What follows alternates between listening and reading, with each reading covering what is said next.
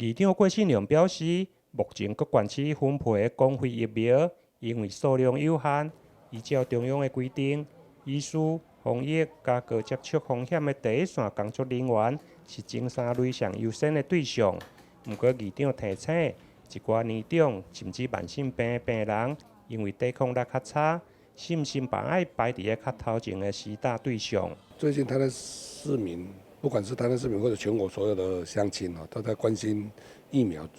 注射的问题啊。那因为疫苗在国内现在严重的不足是众所皆知，政府有定出一套的办法，就是由列为几项优先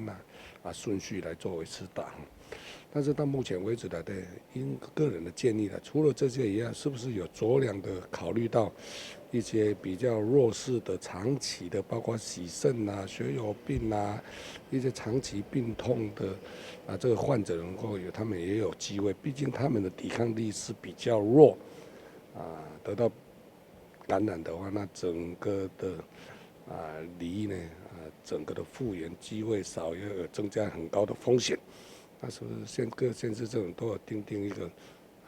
自己的一个优先配置的一个注射的方式与方法？